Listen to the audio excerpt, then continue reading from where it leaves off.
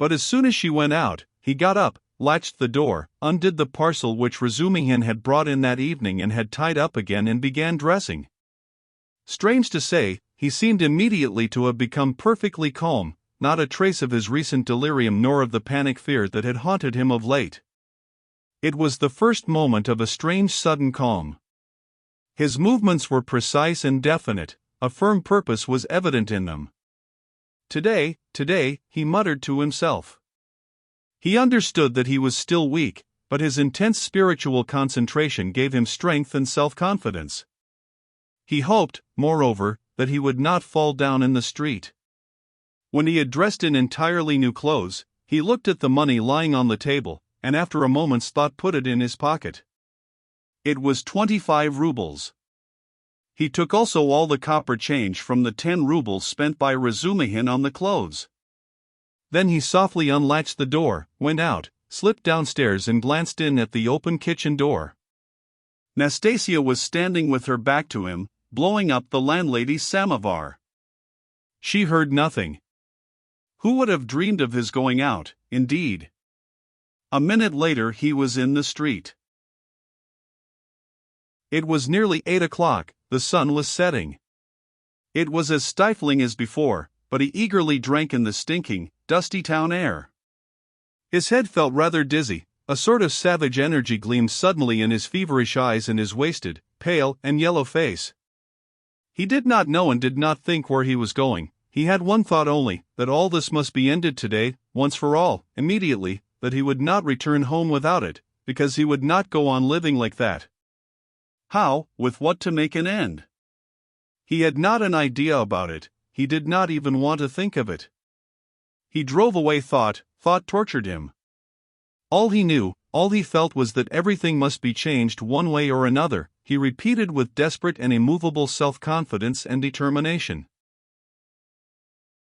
From old habit he took his usual walk in the direction of the Haymarket. A dark-haired young man with a barrel organ was standing in the road in front of a little general shop and was grinding out a very sentimental song. He was accompanying a girl of 15, who stood on the pavement in front of him. She was dressed up in a crinoline, a mantle and a straw hat with a flame-colored feather in it, all very old and shabby. In a strong and rather agreeable voice, cracked and coarsened by street singing, she sang in hope of getting a copper from the shop. Raskolnikov joined 2 or 3 listeners, took out a 5-kopeck piece and put it in the girl's hand. She broke off abruptly on a sentimental high note, shouted sharply to the organ grinder, "Come on," and both moved on to the next shop. "Do you like street music?" said Raskolnikov, addressing a middle-aged man standing idly by him. The man looked at him, startled and wondering. "I love to hear singing to a street organ," said Raskolnikov, and his manner seemed strangely out of keeping with the subject. "I like it on cold, dark, damp autumn evenings. They must be damp, when all the passers-by have pale green, sickly faces, or better still when wet snow is falling straight down, when there's no wind, you know what I mean, and the street lamps shine through it." "I don't know." "Excuse me," muttered the stranger, frightened by the question and Raskolnikov's strange manner, and he crossed over to the other side of the street. Raskolnikov walked straight on and came out at the corner of the Haymarket, where the huckster and his wife had talked with Lizaveta, but they were not there now. Recognizing the place, he stopped, looked round and addressed a young fellow in a red shirt who stood gaping before a corn chandler's shop. "Isn't there a man who keeps a booth with his wife at this corner?" "All sorts of people keep booths here," answered the young man, glancing superciliously at Raskolnikov. "What's his name?" "What he was christened." "Aren't you a Zaraysky man, too? Which province?" The young man looked at Raskolnikov again. "It's not a province, Your Excellency, but a district." "Graciously forgive me, Your Excellency." "Is that a tavern at the top there?" "Yes, it's an eating house and there's a billiard room and you'll find princesses there too." "La la." Raskolnikov crossed the square. In that corner there was a dense crowd of peasants. He pushed his way into the thickest part of it, looking at the faces. He felt an unaccountable inclination to enter into conversation with people. But the peasants took no notice of him, they were all shouting in groups together. He stood and thought a little and took a turning to the right in the direction of V. He had often crossed that little street which turns at an angle, leading from the marketplace to Sadovy Street. Of late he had often felt drawn to wander about this district, when he felt depressed, that he might feel more so. Now he walked along, thinking of nothing. At that point there is a great block of buildings, entirely let out in dram shops and eating houses. Women were continually running in and out, bareheaded and in their indoor clothes. Here and there they gathered in groups, on the pavement, especially about the entrances to various festive establishments in the lower stories.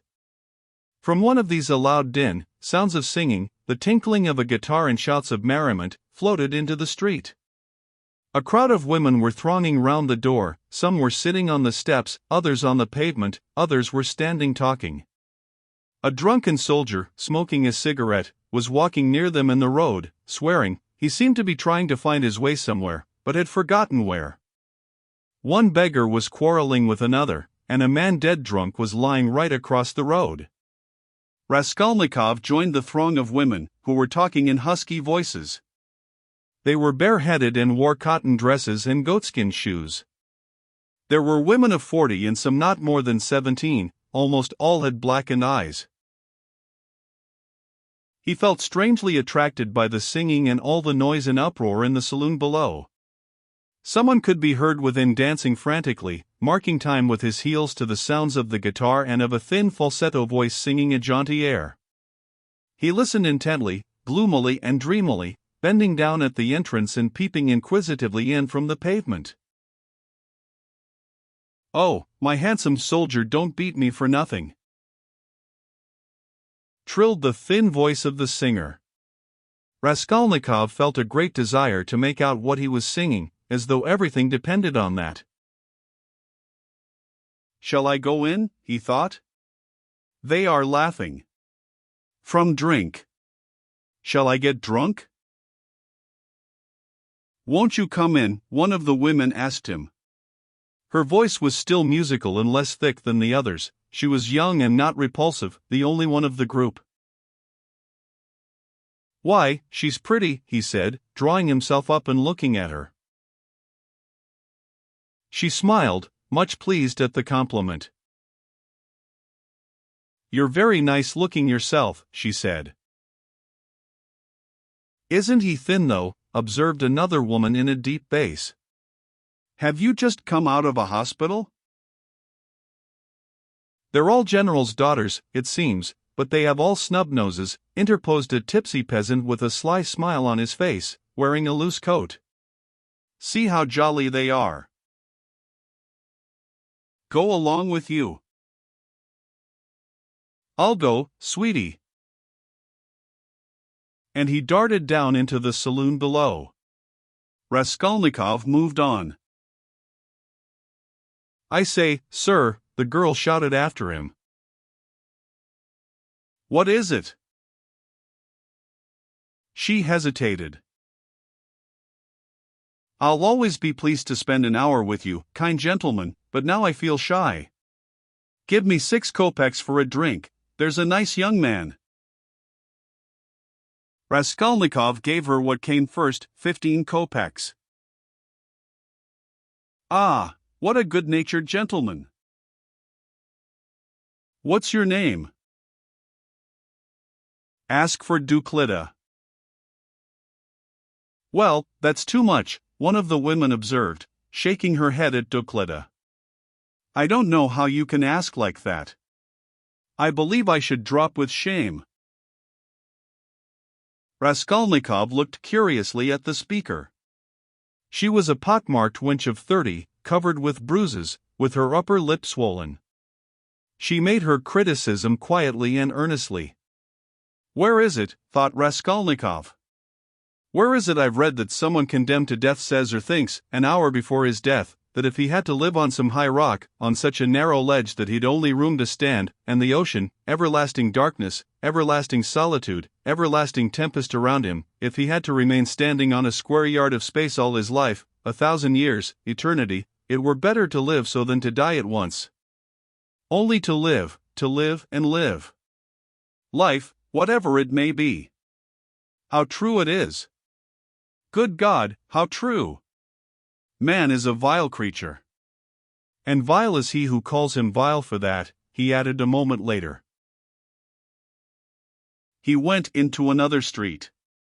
Bah, the Palais de Cristal. Razumihin was just talking of the Palais de Cristal. But what on earth was it I wanted? Yes, the newspapers. Zosimov said he'd read it in the papers. Have you the papers? He asked, going into a very spacious and positively clean restaurant, consisting of several rooms, which were, however, rather empty. 2 or 3 people were drinking tea, and in a room further away were sitting 4 men drinking champagne. Raskolnikov fancied that Zaintov was one of them, but he could not be sure at that distance. What if it is, he thought. Will you have vodka? Asked the waiter. Give me some tea and bring me the papers, the old ones for the last 5 days, and I'll give you something. Yes, sir, here's today's. No vodka? The old newspapers and the tea were brought. Raskolnikov sat down and began to look through them. Oh, damn, these are the items of intelligence. An accident on a staircase, spontaneous combustion of a shopkeeper from alcohol, a fire in Pesky, a fire in the Petersburg quarter, another fire in the Petersburg quarter, and another fire in the Petersburg quarter. Ah, here it is. He found at last what he was seeking and began to read it. The lines danced before his eyes, but he read it all and began eagerly seeking later editions in the following numbers. His hands shook with nervous impatience as he turned the sheets. Suddenly someone sat down beside him at his table. He looked up. It was the head clerk Zaintov, looking just the same, with the rings on his fingers and the watch chain, with the curly, black hair, parted and pomaded, with the smart waistcoat, rather shabby coat and doubtful linen. He was in a good humor, at least he was smiling very gaily and good-humoredly. His dark face was rather flushed from the champagne he had drunk. What, you hear? He began in surprise, speaking as though he'd known him all his life. Why, Razumihin told me only yesterday you were unconscious. How strange. And do you know I've been to see you? Raskolnikov knew he would come up to him. He laid aside the papers and turned to Zaintov. There was a smile on his lips, and a new shade of irritable impatience was apparent in that smile. I know you have, he answered. I've heard it. You looked for my sock. And you know Razumihin has lost his heart to you? He says you've been with him to Louise Ivanovna's, you know, the woman you tried to befriend, for whom you winked to the explosive lieutenant and he would not understand. Do you remember? How could he fail to understand? It was quite clear, wasn't it? What a hot head he is. The explosive one? No, your friend Razumihin. You must have a jolly life, Mr. Zaintov, entrance free to the most agreeable places. Who's been pouring champagne into you just now? We've just been having a drink together. You talk about pouring it into me. By way of a fee. You profit by everything. Raskolnikov laughed. It's all right, my dear boy, he added, slapping Zaintov on the shoulder.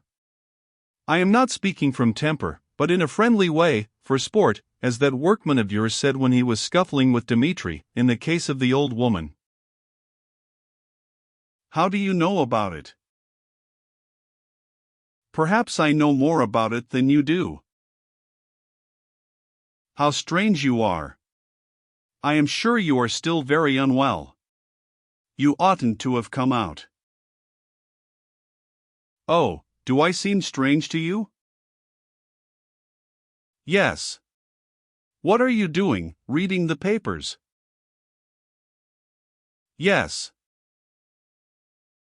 There's a lot about the fires. No, I am not reading about the fires. Here he looked mysteriously at Zaintov, his lips were twisted again in a mocking smile. No, I am not reading about the fires, he went on, winking at Zaintov. But confess now, my dear fellow, you're awfully anxious to know what I am reading about? I am not in the least. Mayn't I ask a question? Why do you keep on? Listen, you are a man of culture and education? I was in the 6th class at the gymnasium, said Zaintov with some dignity. 6th class. Ah, my cock sparrow. With your parting and your rings, you are a gentleman of fortune. Phoo! What a charming boy! Here Raskolnikov broke into a nervous laugh right in Zaintov's face. The latter drew back, more amazed than offended. Phoo! How strange you are! Zaintov repeated very seriously. I can't help thinking you are still delirious. I am delirious? You are fibbing, my cocksparrow. So I am strange? You find me curious, do you? Yes, curious. Shall I tell you what I was reading about, what I was looking for? See what a lot of papers I've made them bring me. Suspicious, eh? Well, what is it? You prick up your ears? How do you mean, prick up my ears? I'll explain that afterwards, but now, my boy, I declare to you, no, better I confess. No, that's not right either. I make a deposition and you take it. I depose that I was reading, that I was looking and searching. He screwed up his eyes and paused. I was searching, and came here on purpose to do it, for news of the murder of the old pawnbroker woman, he articulated at last, almost in a whisper, bringing his face exceedingly close to the face of Zaintov. Zaintov looked at him steadily, without moving or drawing his face away. What struck Zaintov afterwards as the strangest part of it all was that silence followed for exactly a minute, and that they gazed at one another all the while. What if you have been reading about it? He cried at last, perplexed and impatient. That's no business of mine. What of it? The same old woman, Raskolnikov went on in the same whisper, not heeding Zaintov's explanation, about whom you were talking in the police office, you remember, when I fainted. Well, do you understand now? What do you mean? Understand, what? Zaintov brought out, almost alarmed. Raskolnikov's set and earnest face was suddenly transformed, and he suddenly went off into the same nervous laugh as before, as though utterly unable to restrain himself. And in one flash he recalled with extraordinary vividness of sensation a moment in the recent past, that moment when he stood with the axe behind the door, while the latch trembled and the men outside swore and shook it, and he had a sudden desire to shout at them, to swear at them, to put out his tongue at them, to mock them, to laugh, and laugh, and laugh. You are either mad, or, began Zaintov, and he broke off, as though stunned by the idea that had suddenly flashed into his mind. Or what? What? Come, tell me. Nothing, said Zaintov, getting angry, it's all nonsense. Both were silent. After his sudden fit of laughter, Raskolnikov became suddenly thoughtful and melancholy. He put his elbow on the table and leaned his head on his hand. He seemed to have completely forgotten Zaintov. The silence lasted for some time. Why don't you drink your tea? It's getting cold, said Zaintov. What? Tea? Oh, yes. Raskolnikov sipped the glass, put a morsel of bread in his mouth and, suddenly looking at Zametov, seemed to remember everything and pulled himself together. At the same moment his face resumed its original mocking expression. He went on drinking tea. There have been a great many of these crimes lately, said Zametov. Only the other day I read in the Moscow news that a whole gang of false coiners had been caught in Moscow. It was a regular society. They used to forge tickets. Oh, but it was a long time ago. I read about it a month ago, Raskolnikov answered calmly. So you consider them criminals, he added, smiling. Of course they are criminals. They are children, simpletons, not criminals. Why, 100 people meeting for such an object, what an idea! 3 would be too many, and then they want to have more faith in one another than in themselves. One has only to blab in his cups and it all collapses. Simpletons. They engaged untrustworthy people to change the notes. What a thing to trust to a casual stranger! Well, let us suppose that these simpletons succeed and each makes $1 million, and what follows for the rest of their lives?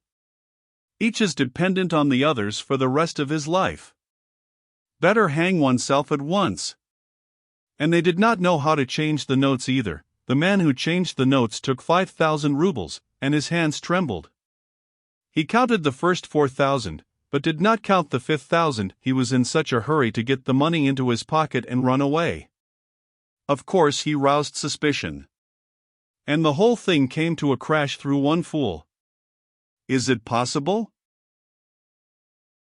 That his hands trembled, observed Zametov. Yes, that's quite possible.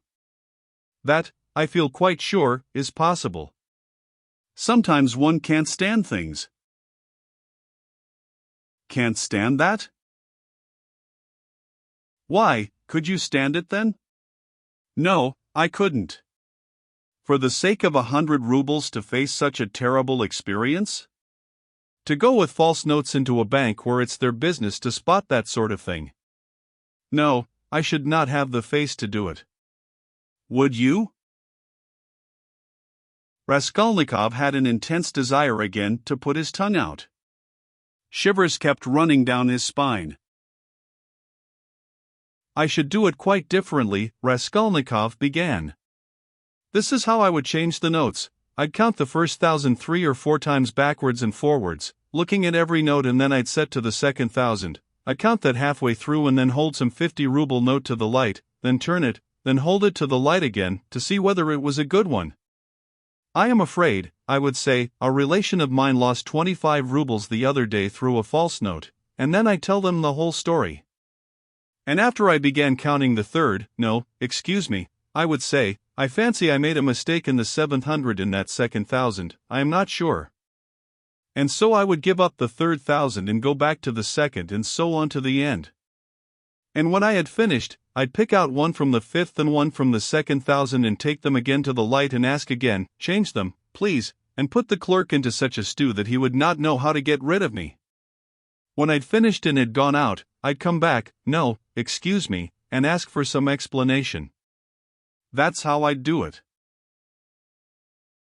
Phoo! What terrible things you say, said Zametov, laughing. But all that is only talk. I dare say when it came to deeds you'd make a slip. I believe that even a practiced, desperate man cannot always reckon on himself, much less you and I. To take an example near home, that old woman murdered in our district. The murderer seems to have been a desperate fellow. He risked everything in open daylight, was saved by a miracle, but his hands shook, too. He did not succeed in robbing the place, he couldn't stand it. That was clear from the... Raskolnikov seemed offended. Clear? Why don't you catch him then? He cried, maliciously jibing at Zametov. Well, they will catch him. Who? You? Do you suppose you could catch him? You've a tough job. A great point for you is whether a man is spending money or not. If he had no money and suddenly begins spending, he must be the man. So that any child can mislead you. The fact is they always do that, though, answered Zametov. A man will commit a clever murder at the risk of his life and then at once he goes drinking in a tavern. They are caught spending money, they are not all as cunning as you are. You wouldn't go to a tavern, of course? Raskolnikov frowned and looked steadily at Zametov. You seem to enjoy the subject and would like to know how I should behave in that case, too, he asked with displeasure. I should like to, Zametov answered firmly and seriously. Somewhat too much earnestness began to appear in his words and looks. Very much? Very much. All right then. This is how I should behave, Raskolnikov began, again bringing his face close to Zametov's, again staring at him and speaking in a whisper, so that the latter positively shuddered. This is what I should have done. I should have taken the money and jewels, I should have walked out of there and have gone straight to some deserted place with fences round it and scarcely anyone to be seen, some kitchen garden or place of that sort. I should have looked out beforehand some stone weighing 100 weight or more which had been lying in the corner from the time the house was built. I would lift that stone, there would sure to be a hollow under it, and I would put the jewels and money in that hole. Then I'd roll the stone back so that it would look as before, would press it down with my foot and walk away. And for a year or 2, 3 maybe, I would not touch it. And, well, they could search. There'd be no trace. You are a madman, said Zametov, and for some reason he too spoke in a whisper, and moved away from Raskolnikov, whose eyes were glittering. He had turned fearfully pale and his upper lip was twitching and quivering. He bent down as close as possible to Zametov, and his lips began to move without uttering a word. This lasted for half a minute, he knew what he was doing, but could not restrain himself. The terrible word trembled on his lips, like the latch on that door. In another moment it will break out, in another moment he will let it go, he will speak out. And what if it was I who murdered the old woman and Lizaveta, he said suddenly and realized what he had done. Zametov looked wildly at him and turned white as the tablecloth. His face wore a contorted smile. But is it possible, he brought out faintly. Raskolnikov looked wrathfully at him. Own up that you believed it. Yes, you did? Not a bit of it, I believe it less than ever now, Zametov cried hastily. I've caught my cocksparrow. So you did believe it before, if now you believe less than ever? Not at all, cried Zametov, obviously embarrassed. Have you been frightening me so as to lead up to this? You don't believe it then? What were you talking about behind my back when I went out of the police office? And why did the explosive lieutenant question me after I fainted? Hey, there, he shouted to the waiter, getting up and taking his cap, how much? 30 kopecks, the latter replied, running up. And there is 20 kopecks for vodka. See what a lot of money, he held out his shaking hand to Zametov with notes in it. Red notes in blue, 25 rubles. Where did I get them? And where did my new clothes come from? You know I had not a kopeck. You've cross-examined my landlady, I'll be bound. Well, that's enough. Assez cause. Till we meet again. He went out, trembling all over from a sort of wild hysterical sensation, in which there was an element of insufferable rapture. Yet he was gloomy and terribly tired. His face was twisted as after a fit. His fatigue increased rapidly. Any shock, any irritating sensation stimulated and revived his energies at once, but his strength failed as quickly when the stimulus was removed. Zametov, left alone, sat for a long time in the same place, plunged in thought. Raskolnikov had unwittingly worked a revolution in his brain on a certain point and had made up his mind for him conclusively. Ilya Petrovich is a blockhead, he decided. Raskolnikov had hardly opened the door of the restaurant when he stumbled against Razumihin on the steps. They did not see each other till they almost knocked against each other. For a moment they stood looking each other up and down. Razumihin was greatly astounded, then real anger gleamed fiercely in his eyes. "So here you are," he shouted at the top of his voice, "you ran away from your bed. And here I've been looking for you under the sofa. We went up to the garret. I almost beat Nastasia on your account. And here he is after all. Rodia! What is the meaning of it? Tell me the whole truth. Confess. Do you hear?" "It means that I'm sick to death of you all and I want to be alone," Raskolnikov answered calmly. Alone? When you are not able to walk, when your face is as white as a sheet and you are gasping for breath. Idiot! What have you been doing in the Palais de Cristal? Own up at once. "Let me go," said Raskolnikov and tried to pass him. This was too much for Razumihin. He gripped him firmly by the shoulder. Let you go? You dare tell me to let you go? Do you know what I'll do with you directly? I'll pick you up, tie you up in a bundle, carry you home under my arm and lock you up. Listen, Razumihin, Raskolnikov began quietly, apparently calm, can't you see that I don't want your benevolence? A strange desire you have to shower benefits on a man who curses them, who feels them a burden in fact. Why did you seek me out at the beginning of my illness? Maybe I was very glad to die. Didn't I tell you plainly enough today that you were torturing me, that I was sick of you? You seem to want to torture people. I assure you that all that is seriously hindering my recovery, because it's continually irritating me. You saw Zosimov went away just now to avoid irritating me. You leave me alone too, for goodness sake. What right have you, indeed, to keep me by force? Don't you see that I am in possession of all my faculties now? How can I persuade you not to persecute me with your kindness? I may be ungrateful, I may be mean, only let me be, for God's sake, let me be. Let me be, let me be. He began calmly, gloating beforehand over the venomous phrases he was about to utter, but finished, panting for breath, in a frenzy, as he had been with Luzin.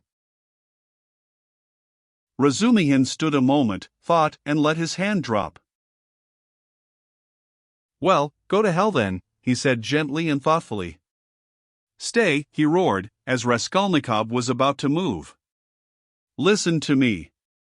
Let me tell you that you are all a set of babbling, posing idiots. If you've any little trouble you brood over it like a hen over an egg. And you are plagiarists even in that. There isn't a sign of independent life in you. You are made of spermaceti ointment and you've lymph in your veins instead of blood. I don't believe in any one of you. In any circumstances the first thing for all of you is to be unlike a human being. Stop, he cried with redoubled fury, noticing that Raskolnikov was again making a movement. Hear me out. You know I'm having a housewarming this evening, I dare say they've arrived by now, but I left my uncle there, I just ran in to receive the guests. And if you weren't a fool, a common fool, a perfect fool, if you were an original instead of a translation, you see, Rodia, I recognize you're a clever fellow, but you're a fool, and if you weren't a fool you'd come round to me this evening instead of wearing out your boots in the street. Since you have gone out, there's no help for it. I give you a snug easy chair, my landlady has one, a cup of tea, company.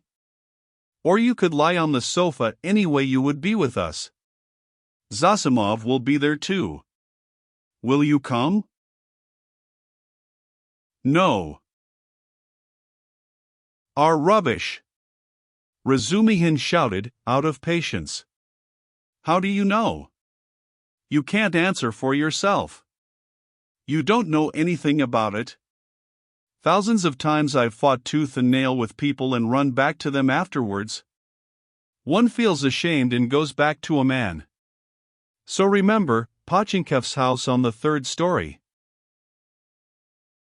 Why, Mr. Razumihin, I do believe you'd let anybody beat you from sheer benevolence. Beat? Whom? Me? I'd twist his nose off at the mere idea. Pochinkov's house, 47, Babushkin's flat. I shall not come, Razumihin. Raskolnikov turned and walked away. I bet you will, Razumihin shouted after him. I refuse to know you if you don't. Stay, hey, is Zametov in there? Yes. Did you see him? Yes. Talked to him? Yes. What about? Confound you, don't tell me then. Pochinkov's house, 47, Babushkin's flat, remember. Raskolnikov walked on and turned the corner into Sadovy Street. Razumihin looked after him thoughtfully. Then with a wave of his hand he went into the house but stopped short of the stairs. Confound it, he went on almost aloud. He talked sensibly but yet. I am a fool. As if madmen didn't talk sensibly. And this was just what Zosimov seemed afraid of. He struck his finger on his forehead. What if, how could I let him go off alone? He may drown himself. ACH, what a blunder. I can't. And he ran back to overtake Raskolnikov, but there was no trace of him.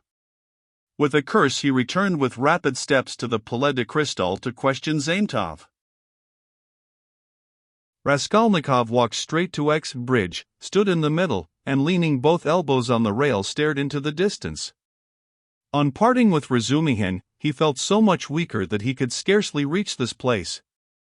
He longed to sit or lie down somewhere in the street. Bending over the water, he gazed mechanically at the last pink flush of the sunset, at the row of houses growing dark in the gathering twilight, at one distant attic window on the left bank, flashing as though on fire in the last rays of the setting sun, at the darkening water of the canal, and the water seemed to catch his attention.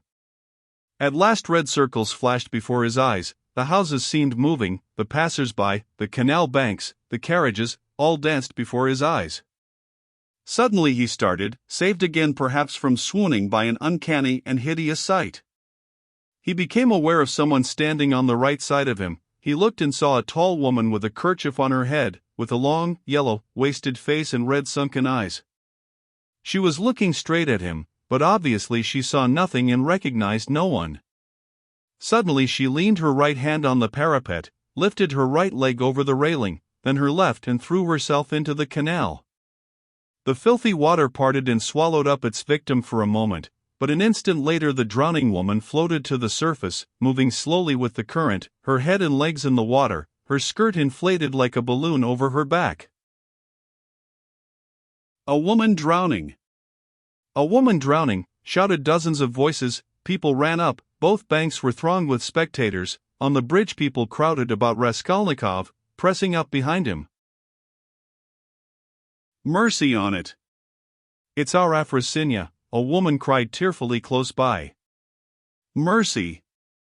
Save her! Kind people, pull her out! A boat was shouted in the crowd. But there was no need of a boat. A policeman ran down the steps to the canal, threw off his greatcoat and his boots and rushed into the water. It was easy to reach her. She floated within a couple of yards from the steps. He caught hold of her clothes with his right hand and with his left seized a pole which a comrade held out to him. The drowning woman was pulled out at once. They laid her on the granite pavement of the embankment. She soon recovered consciousness, raised her head, sat up and began sneezing and coughing. stupidly wiping her wet dress with her hands. She said nothing. She's drunk herself out of her senses, the same woman's voice wailed at her side. Out of her senses. The other day she tried to hang herself, we cut her down. I ran out to the shop just now, left my little girl to look after her, and here she's in trouble again. A neighbor, gentlemen, a neighbor, we live close by, the second house from the end, see yonder. The crowd broke up. The police still remained round the woman. Someone mentioned the police station. Raskolnikov looked on with a strange sensation of indifference and apathy. He felt disgusted. No, that's loathsome, water, it's not good enough, he muttered to himself. Nothing will come of it, he added, no use to wait. What about the police office? And why isn't Zaintov at the police office? The police office is open till 10 o'clock. He turned his back to the railing and looked about him. Very well then, he said resolutely. He moved from the bridge and walked in the direction of the police office. His heart felt hollow and empty. He did not want to think. Even his depression had passed. There was not a trace now of the energy with which he had set out to make an end of it all. Complete apathy had succeeded to it. Well, it's a way out of it, he thought, walking slowly and listlessly along the canal bank. Anyway, I'll make an end, for I want to. But is it a way out? What does it matter? There'll be the square yard of space, ha! But what an end! Is it really the end? Shall I tell them or not? Ah, damn! How tired I am! If I could find somewhere to sit or lie down soon. What I am most ashamed of is its being so stupid. But I don't care about that either. What idiotic ideas come into one's head? To reach the police office he had to go straight forward and take the second turning to the left. It was only a few paces away. But at the first turning he stopped and, after a minute's thought, turned into a side street and went 2 streets out of his way, possibly without any object, or possibly to delay a minute and gain time. He walked, looking at the ground. Suddenly someone seemed to whisper in his ear. He lifted his head and saw that he was standing at the very gate of the house. He had not passed it, he had not been near it since that evening. An overwhelming, unaccountable prompting drew him on. He went into the house, passed through the gateway, then into the first entrance on the right, and began mounting the familiar staircase to the 4th story. The narrow, steep staircase was very dark. He stopped at each landing and looked round him with curiosity. On the first landing the framework of the window had been taken out. That wasn't so then, he thought. Here was the flat on the 2nd story where Nikolai and Dmitri had been working. It shut up and the door newly painted. So it's to let. Then the 3rd story and the 4th. Here. He was perplexed to find the door of the flat wide open. There were men there, he could hear voices, he had not expected that. After brief hesitation he mounted the last stairs and went into the flat. It, too, was being done up, there were workmen in it. This seemed to amaze him. He somehow fancied that he would find everything as he left it, even perhaps the corpses in the same places on the floor. And now, bare walls, no furniture, it seemed strange. He walked to the window and sat down on the windowsill. There were 2 workmen, both young fellows, but one much younger than the other. They were papering the walls with a new white paper covered with lilac flowers, instead of the old, dirty, yellow one. Raskolnikov for some reason felt horribly annoyed by this. He looked at the new paper with dislike, as though he felt sorry to have it all so changed. The workmen had obviously stayed beyond their time and now they were hurriedly rolling up their paper and getting ready to go home. They took no notice of Raskolnikov's coming in, they were talking. Raskolnikov folded his arms and listened. She comes to me in the morning, said the elder to the younger, very early, all dressed up. Why are you preening and prinking, says I am ready to do anything to please you, Tit Vassilitch. That's a way of going on. And she dressed up like a regular fashion book. And what is a fashion book? The younger one asked. He obviously regarded the other as an authority. A fashion book is a lot of pictures, colored, and they come to the tailors here every Saturday, by post from abroad, to show folks how to dress, the male sex as well as the female. They're pictures. The gentlemen are generally wearing fur coats, and for the ladies fluffless. They're beyond anything you can fancy. There's nothing you can't find in Petersburg, the younger cried enthusiastically. Except father and mother, there's everything. Except them, there's everything to be found, my boy, the elder declared sententiously. Raskolnikov got up and walked into the other room where the strong box, the bed, and the chest of drawers had been. The room seemed to him very tiny without furniture in it. The paper was the same. The paper in the corner showed where the case of icons had stood. He looked at it and went to the window. The elder workman looked at him askance.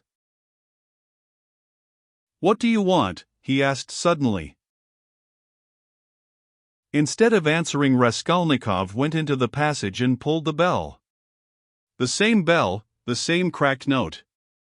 He rang it a second and a third time. He listened and remembered. The hideous and agonizingly fearful sensation he had felt then began to come back more and more vividly. He shuddered at every ring, and it gave him more and more satisfaction. "Well, what do you want?"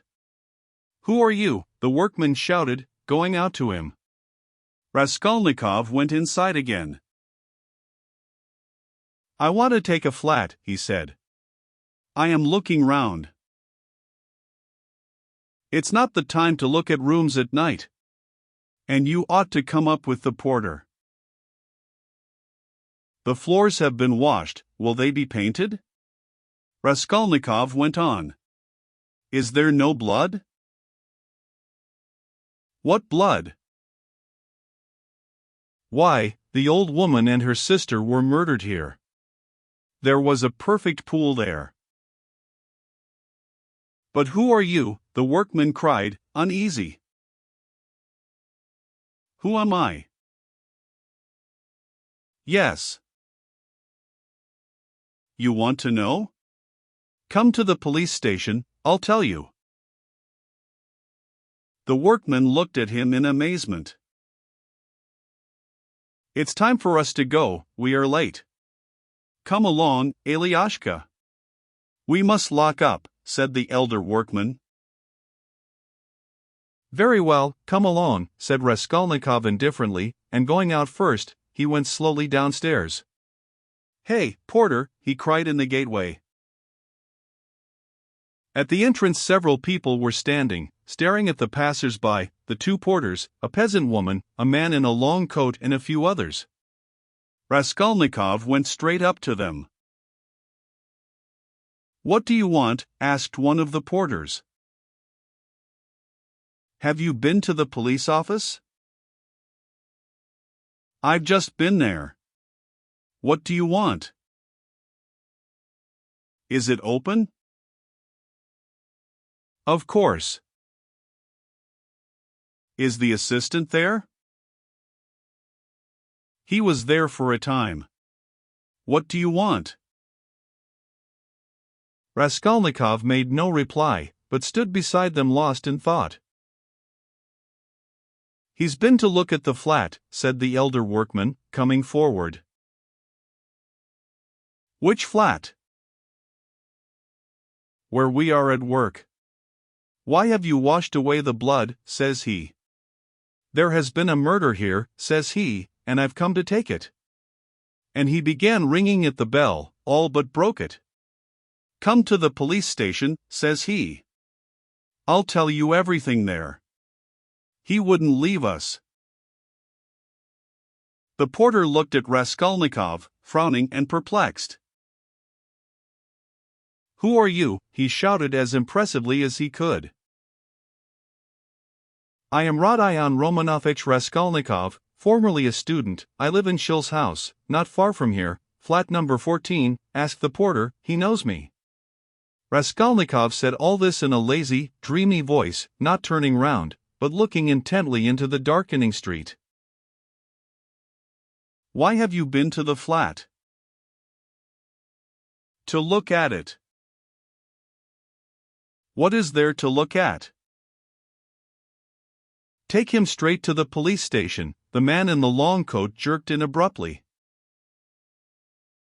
Raskolnikov looked intently at him over his shoulder and said in the same slow, lazy tones, Come along. Yes, take him, the man went on more confidently. Why was he going into that? What's in his mind, eh? He's not drunk, but God knows what's the matter with him, muttered the workman. But what do you want? The porter shouted again, beginning to get angry in earnest. Why are you hanging about?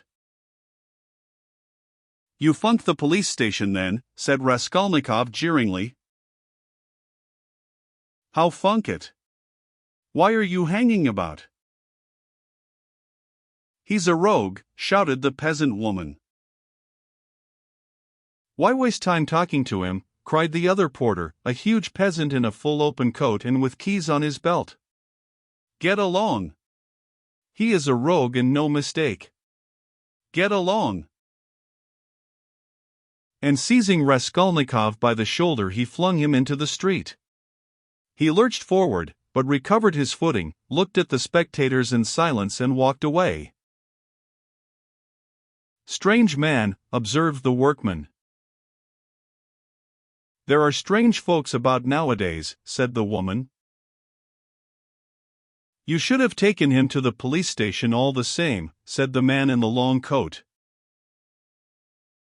Better have nothing to do with him, decided the big porter. A regular rogue. Just what he wants, you may be sure, but once take him up, you won't get rid of him. We know the sort. Shall I go there or not? Thought Raskolnikov, standing in the middle of the thoroughfare at the crossroads, and he looked about him, as though expecting from someone a decisive word. But no sound came, all was dead and silent like the stones on which he walked, dead to him alone. All at once at the end of the street, 200 yards away, in the gathering dusk he saw a crowd and heard talk and shouts. In the middle of the crowd stood a carriage. A light gleamed in the middle of the street. What is it?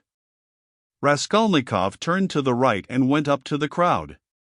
He seemed to clutch at everything and smiled coldly when he recognized it, for he had fully made up his mind to go to the police station and knew that it would all soon be over.